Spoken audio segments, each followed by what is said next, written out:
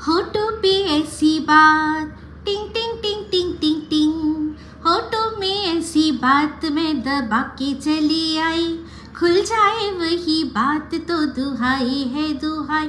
हारे हाँ बात जिसमें प्यार तो है जहर भी है, हाय होठों में ऐसी बात मैं दबा के चली आई, खुल जाए वही बात तो दुहाई है दुहाई।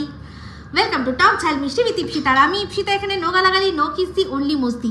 তো আজকের ভিডিও শুরুতেই এই গানটা যে ইন্ট্রোডাকশনে করলাম, কেন করলাম, কারণ বেশ কিছুদিন ধরেই মনে আছে আপনারা আমাকে কোনো বিষয়ে কোনো কথা যখন বলতে বলেন তখন আমি বলি যে আমার ঠোঁটের কাছে আছে উত্তরটা।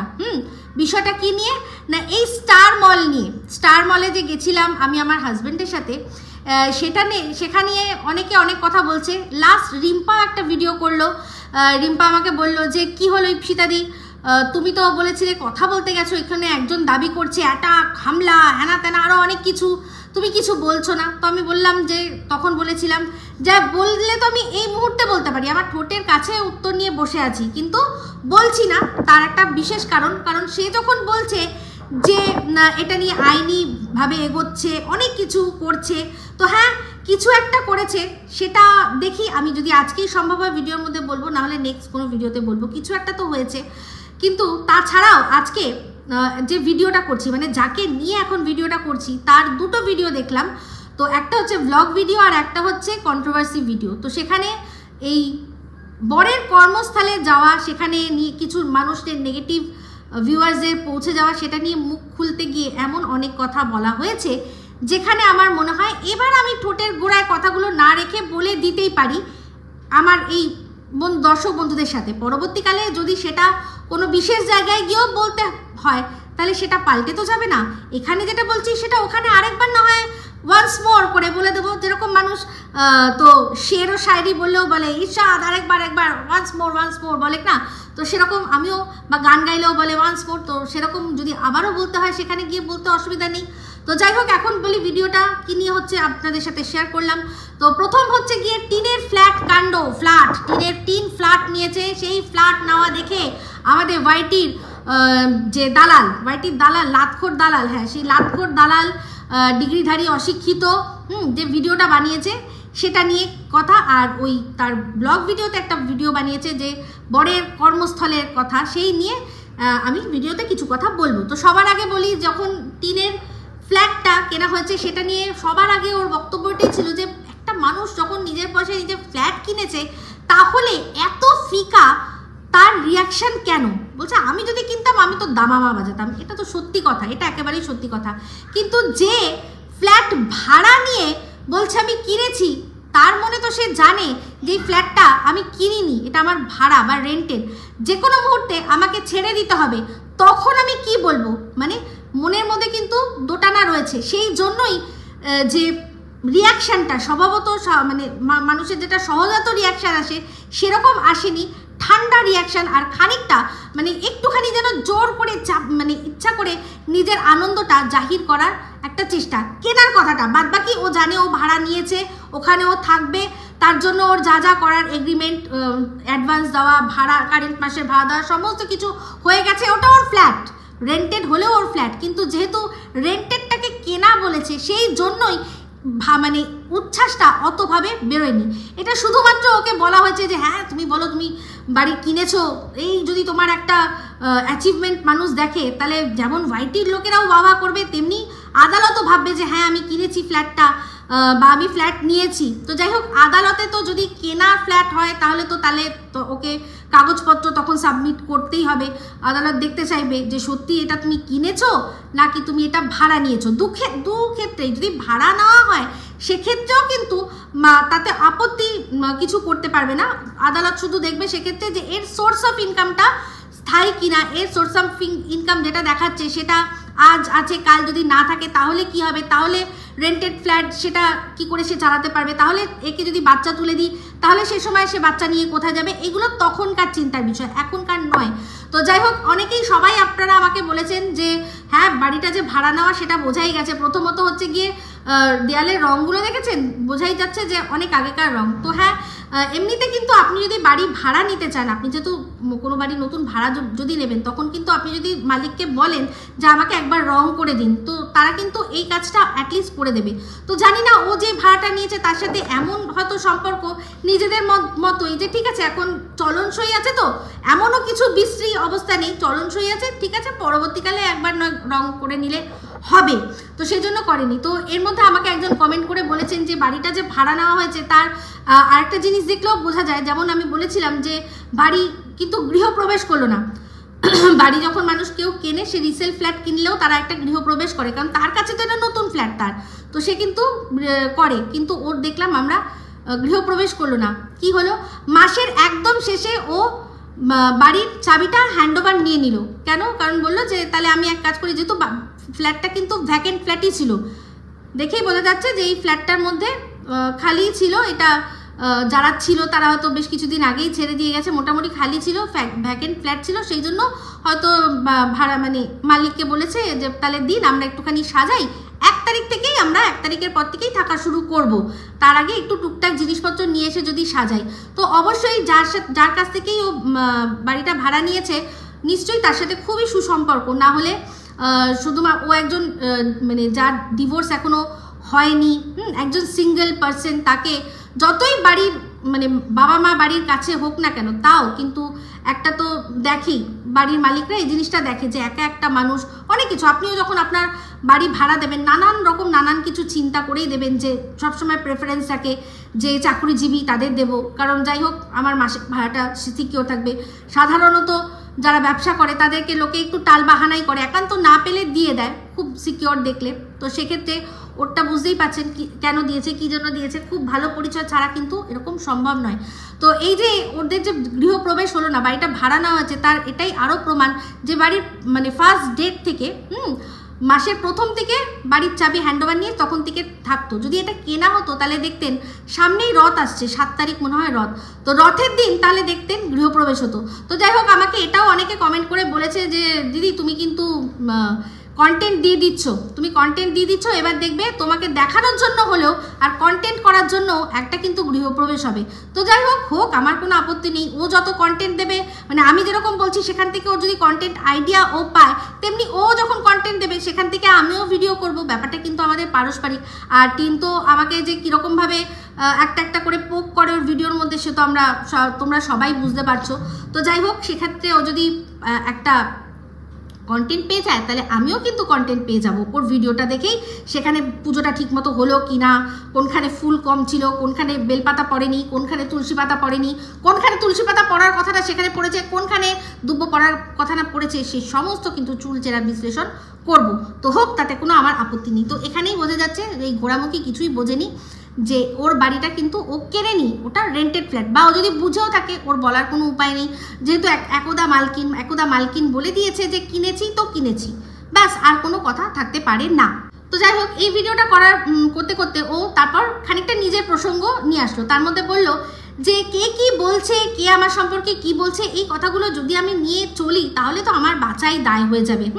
তো কে কি বলছে, ও শোনে কি শোনে না, ও জানলো কি করে যদি ও তাদের ভিডিও নাই দেখে? বললো আমি তো যাদের ভিডিও না দেখার তারা আমি দেখিই না, তাহলে তারা কি বলছে ও জানলো কি করে? যেমন এমনকি ও যে অনেক সময় বলে যে আমি যাদের ভালোবাসি তাদের মধ্যে অনেকে আছে তারা ওদের নিয়ে ভিডিও করে, তাদের ভিডিও থেকে আমি জানতে পারি যে আচ্ছা এই আমার সম্পর্কে এটা বলেছে, ও আমার সম্পর্কে সেটা বলেছে।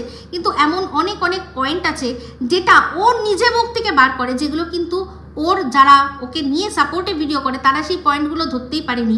ওই নেগেটিভ যে কন্টেন্ট ক্রিয়েটার তার কাছ থেকে নিজে ধরে সেগুলো বলে, আবার পরবর্তী আর সেটাকে বলে আমি তো ওর ভিডিও থেকে জেনেছি, কিন্তু আদৌ যদি দেখেন তাহলে দেখবেন তার ভিডিওতে সেই পয়েন্টটা উল্লেখই করেনি। এরকম অনেকবার অনেক ক্ষেত্রে দেখেছি। তো যাই হোক, আমার ভিডিও তো ও দেখবেই দেখবে, পৃথিবীর সবাইকে ইগনোর করতে পারলেও আমাকে ইগনোর করতে পারে না। যেমন তার প্রমাণ কি, ও নিজের ভিডিওর মধ্যেই বলে দিল যে এই যে ও কিছুদিন আগে গেছিল, যেখানে ভর্তি হতে গেছিল, সেটা কোথায় কি সেটা একজন বলে দিয়েছে, সে তো নিজে একটা কি আবলদা খাসি সেগুলো বার করে দিয়ে ভাবছে বাবা কি বিশাল কাজ করে ফেলেছি, বিশাল কাজ, আমার যদি নাই জানানোর হতো আমি দেখাতামই না, আমি তো চুরি করতে যাইনি, ভালো কাজেই গেছি। কিন্তু চিন্তা করে দেখুন ওর ওই ভিডিওটার মধ্যে ও এমন কি দেখিয়েছে যেখান থেকে সম্ভব বার করে আনা।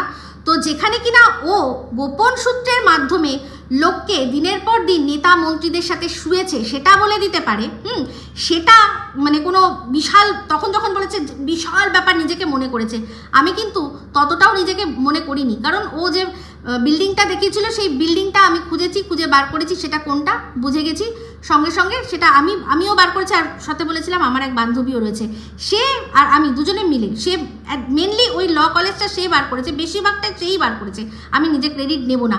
তারপর কিছু কিছু জিনিস আমিও খুঁজে বার করেছি, ঠিক আছে। তো সেখানে হচ্ছে গিয়ে চিন্তা করে দেখুন, বলছে বিশাল কিছু করে ফেলেছে। তাহলে ও সত্যি কথা বলতে আমি বিশাল কিছু করিনি তো, কারণ আমি যে কথাটাও বলেছি যে ওই যে কলেজটা সম্পর্কে যে আমি বলেছি এটা যে সত্যি, এটা কিন্তু ও বুঝিয়ে দিল এই কথাটা বলেই, যে সেটাকে বার করে এনে বিশাল কিছু নিজেকে ভাবছে, তার মানে আমি সত্যিই ঠিক বলেছি, ঠিক আছে। কিন্তু আজ পর্যন্ত ও কি দেখাতে পারলো যে নেতা মন্ত্রীদের সাথে যাদেরকে ও শুইয়েছিল, বলেছিল চামড়ার ব্যবসা আছে, সত্যি কি সেই চামড়ার ব্যবসাও দেখাতে পারলো? এই যে আবলদা খাসি আমার সম্পর্কে বললো, আবলদা খাসি আমার সম্পর্কে অনেক কিছু বলে, তুতলি রেপচি অনেক কিছুই আছে, তার মধ্যে এখন নতুন সংযোজন হলো কি না আবলদা খাসি। বলদা বললো না কিন্তু, কেন বলুন তো? তাহলেই তো এই গুন্ডাগুন্ডির ব্যাপারটা সবার মাথায় চলে আসবে। আরে তুমিও তো এই গুন্ডাগুন্ডির সম্পর্কে অনেক কথা বলেছো, আর না দেখেই বলেছো, যেগুলো ভিডিওর মধ্যে দেখা যায়নি সেগুলোও বলেছো, তাহলে সেগুলো কি হবে গোপন সূত্র? কই সেই চামড়ার ব্যবসা, কই সেই চামড়ার ব্যবসা? হ্যাঁ, তো যাই হোক, আজকে বলছে ভিডিওর মধ্যে যে টিনকে বলবো যে তুই যাই করিস না কেন, তোর এই ফ্ল্যাটের যা খুশি দেখা, কিন্তু বাইরেরটা দেখাবি না, মানে যেন মনে হচ্ছে ওটা ওর ফ্ল্যাট না, ওটা কোনো চুরির মাল, যে চুরির মাল তো দেখাস না, লোকে চিনে ফেলবে। তার মধ্যে বললো যে এই যে আছে কিছু হায়না বেবুনের দল, যারা কিনা ছিচি আইডি বাহিনী, কেন তারা হেগে ছোচে না, তাই ছিচি আইডি বাহিনী, তাই জন্য এই যে কার হাত, কার পা, কার ঘড়ি, কার কি, এইসব দেখেই বুঝে যায় যে কি হয়েছে, আর তারপর মন গড়া গল্প বলে। তো সিআইডি বাহিনী যে ঘটনাগুলো বলে সেগুলো যে অক্ষরে অক্ষরে সত্যি, সেটা ও কিন্তু ভালো জানে, আর ও এটা ভালো করে জানে যে এই যে বললো না হেগে ছোচে না, কেন বললো? ওর পার্সোনাল এক্সপিরিয়েন্স দিয়ে, কারণ একটা সময় একটা চ্যানেলের পেছনেই ও এরকম হেগে না ছুচে পড়েছিল, 3 বেলা করে ভিডিও করতো, একটা ভিডিও থেকে 3 বেলা করে ভিডিও করতো, আর সেখান থেকেই বোঝাতে মানে আমাদেরকে দেখতে ভালো করে বুঝিয়েছে যে দেখো একটা খাট, সেই খাটে যদি একটা চাদর ঠিকভাবে টান করে পাতা না থাকে তার মানে এখানে কিছু হয়নি, আর চাদর যদি কুচকে একটু যায় তার মানে বুঝবে এখানে ইন্টু কুলুকুলু ঘাপাঘাপ সব হয়েছে, মানে স্লো গাড়ি চলেছে, মাল গাড়ি চলেছে, ফাস্ট চলেছে, যখন যেরকম দরকার সব চলেছে। একটা চাদর দেখে, একটা চাদরের মানে পজিশন, একটা মানে ঘর, যে ঘরে হাজব্যান্ড ওয়াইফ তার বাচ্চা থাকে, বাচ্চাকে নিয়ে সে মা অন্য ঘরে থাকছে, তার মানেই প্রত্যেক রাতে সেখানে যৌবনের এডিটিং হচ্ছে। যে আর কি বলেছে যে আমি এই ঘরে শুই কারণ আমার হাজব্যান্ড তাড়াতাড়ি শুয়ে পড়ে, তার যাতে অসুবিধা না হয়, এই ঘরে আমি বসে এডিট করি। তো সেখানে সেটা যৌবনের এডিটিং, যে আমাদের মানে পুরো দেখে বুঝিয়ে বোঝাতে মানে সাহায্য করলো, সে আজকে বলছে কি না ছুঁচে হাত ধুয়ে পড়ে থাকি। ভাবতে পারেন কত বড় দোগলা হলে মানুষ এই কথাটা বলে, যে নিজে দিনের পর দিন না ছুঁচে পড়ে ছিল, সেই নিজের এক্সপিরিয়েন্স থেকে বলছে। তো যাই হোক, আমার ভিডিওটা যে ওকে কত হার্ট করেছে এটা তো ওর মুখের এক্সপ্রেশন দেখে বুঝতে পারছি। হ্যাঁ, তার উপর খুব ইচ্ছা ছিল না যে আমি রোস্টার বেলুঙ্গি, হ্যাঁ আমি রোস্ট করবো, রোস্টিং ভিডিও করব, সেখানে কাশন দে দিদি মানে বিভিন্ন রকমভাবে পরচুলা এখান ওখান থেকে পড়ে সেটা নিজেকে ভাবছে বিশাল কিছু করে নিয়েছে, ওটাকে বলে ভেবেছে বিশাল কিছু করে নেওয়া। আমি যেটা করেছি ঠিকই করেছি, আর যেটা বার করেছি সেটাও ঠিক বার করেছে, ও বুঝতে পেরেছে। তো ওর আমার এই ভিডিওটাতে ভীষণ হার্ট হয়েছে, আর হবে না কেন বলুন? দেখুন যেরকম ওর ওই পরচুলা কেউ দেখে বুঝতে পারেনি কিন্তু যে ওটা পরচুলা, কিন্তু একমাত্র আমি বুঝেছি যে ও পরচুলা পড়েছে। এখানে টপারটাও, আর এই সামনে এখন 900 টাকা 950 টাকা দিয়ে একটা চিপ মাল কিনেছে সেটাও, যেটা পরে ও লক্স বার করে। নিজস্ব তো নেই, বলছি আচ্ছা ওই লক্সটা কাটলে আবার বেড়ে যাবে নিজে।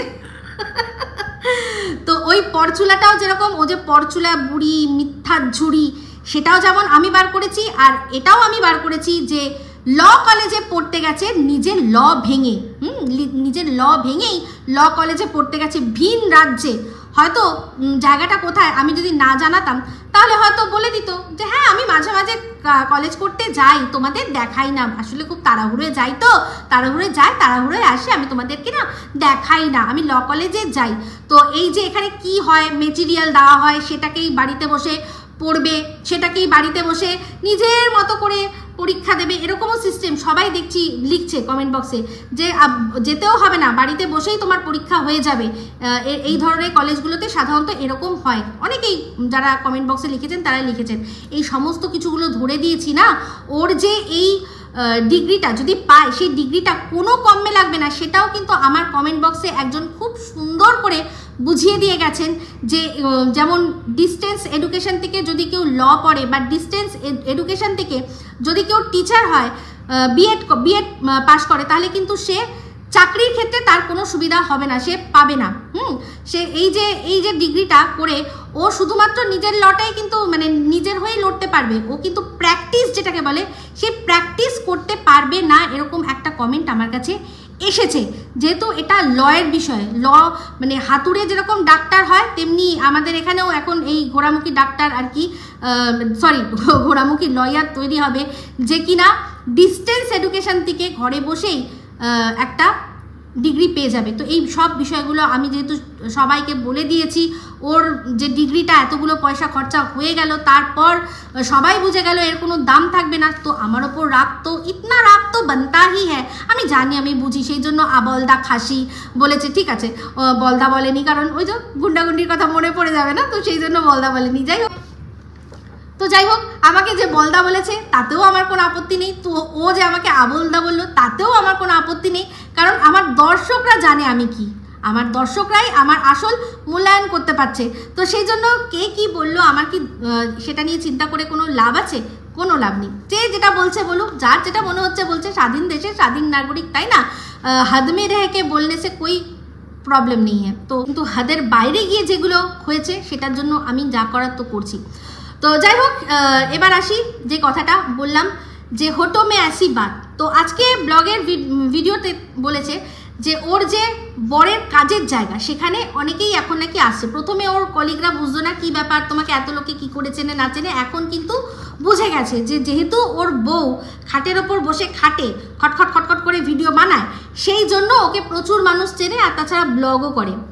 তো সেক্ষেত্রে বলছে যে যারা ভালোবাসার মানুষ এরকম প্রচুর এসছে, প্রচুর মানুষ এসছে। যখন কিনা বেলঘরিয়ায় কাজ করতো তখন সেখানে তোমরা দেখেছো এসে গিফট পর্যন্ত দিয়ে গেছে। ইয়েস, এই কথাটাই আমি বলতে চাইছিলাম যে ওর বরকে দেখেছি যে নিজের কর্মস্থলে দাঁড়িয়ে বউয়ের জন্য গিফট অ্যাকসেপ্ট করছে। তাহলে বউ কি করেছে না করেছে সেটা কেন সে অ্যাকসেপ্ট করবে না? আজকে বললো যে যারা নেগেটিভ ভাবে দেখে তারা দূর থেকে দেখেছে, দেখে চলে গেছে, তারা সামনে আসেনি, কথা বলেনি, কোনো ব্যাপার না সেটা আমাদের কাছে, কিন্তু যারা ভালোবাসে তারা এসছে। যেহেতু বললো তাই আমিও বললাম যে যার বর তার কর্মস্থলে বউয়ের জন্য গিফট নিতে পারে তাহলে বউয়ের নামে কমপ্লেন কেন নেবে না? যদি বউয়ের প্রশংসা নিতে পারে তাহলে কেন বউ যেগুলো ভুল করছে সেগুলো যদি কেউ বলে সেগুলো নেবে না? এটা আবার কি কথা? এটাই তো দোগলামি। নিজের ভিডিওর মধ্যেই দোগলামি করে বললো কথাটা, যে ভালো কথা, আমাকে যারা প্রচুর মানুষ তারা সবাই জেনে গেছে যে হ্যাঁ ওর বউ দারুণ কাজ করে, ওর সুখ্যাতি হয়, সেগুলো ঠিক আছে, সেগুলো বললে ঠিক আছে, কিন্তু ভুল কিছু বলা যাবে না, সেটা সহ্য করবে না। ভিডিও টু ভিডিও হবে, তাহলে ভিডিও টু ভিডিও যদি হয় তাহলে ভিডিওর মধ্যে তো কমেন্ট বক্স আছে, কমেন্ট বক্সে এসে কমেন্ট করবে, কমেন্ট বক্সে সুখ্যাতি করবে, কমেন্ট বক্সে এসেই নেগেটিভ কমেন্ট করবে। তাহলে বর যদি বউয়ের সুখ্যাতিগুলো কর্মস্থলে দাঁড়িয়ে করে নিতে পারে, তাহলে বউয়ের সম্পর্কে যে কমপ্লেনগুলো, বউ যেগুলো অনৈতিক কাজ করছে, যেগুলো ভুল কাজ করছে, সেগুলোও যদি বলে লোকে এসে, সেটা মাথা নিচু করে সহ্য করতে হবে। আর যদি না সে সহ্য করবে তাহলে সে তার প্রথমেই বলা উচিত যে না আমি শুনবো না, আমার বউ যা করেছে আপনি আমার বউয়ের কাছে যান, গিয়ে সেখানে বলুন। কিন্তু সেখানে হ্যাঁ এখানেই যা বলার বলুন, বলে সে যদি চিন্তা করে যে তার বউয়ের সম্পর্কে গুণগান করবে, তাহলে তো হবে না, সবাই তো গুণগান করবে না, তাই না? তো এই কথাটাই তো, এই বিষয়ে আরও অনেক আছে যেটা নিয়ে কথা বলতে চাইছে। যেমন কিনা এই যে অ্যাটাক, যেটা রিম্পা আমাকে বলেছে অ্যাটাক। তো হ্যাঁ, আজকে চলুন এই ভিডিওর মধ্যেই বলি যে আমার কাছে এরকম একটা চিঠি এসছে, এক উকিলের চিঠি এসছে, কে যার সাথে কথা বলতে গেছিলাম তার তরফের উকিলের চিঠি এসে বলা হয়েছে যে অ্যাটাকের কথা। আমি কিন্তু তাকে উত্তর দিয়ে দিয়েছি যে একটা পিসফুল কনভারসেশন হয়েছে, যার এভিডেন্স আমাদের কাছে রয়েছে, আর আমরা সব প্রোটোকল মেনে ওনার অনুমতি নিয়ে ওনার কাছ থেকে পারমিশন নিয়েই ওনার সাথে দাঁড়িয়ে কথা বলেছি।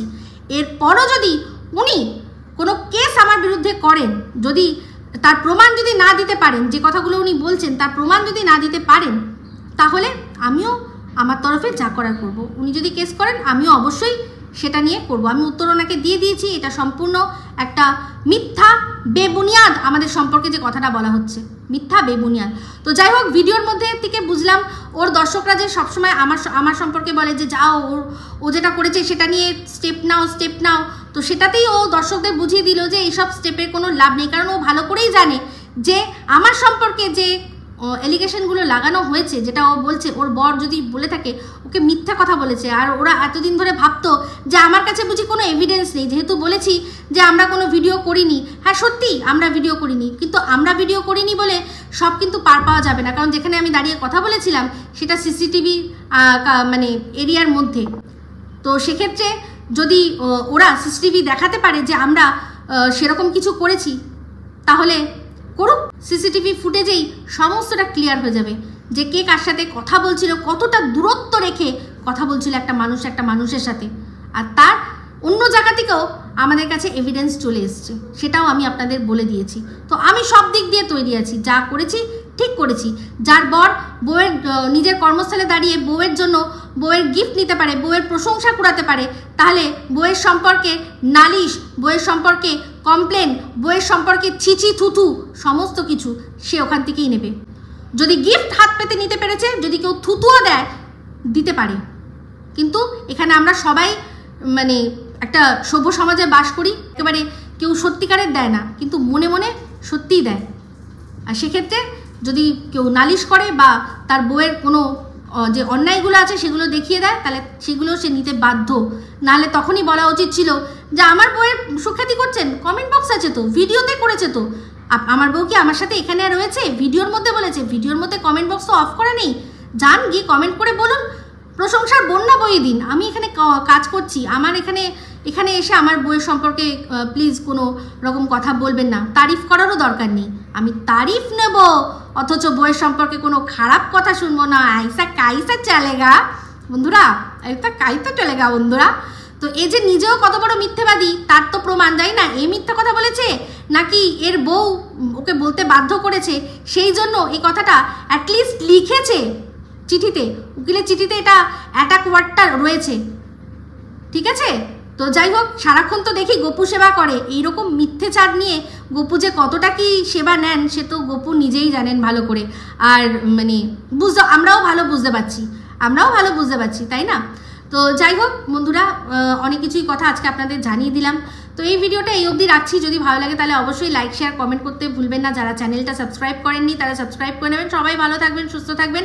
আবার আসছি খুব শীঘ্রই একটা নতুন ভিডিও নিয়ে। Me Ipsita signing off. Love you all.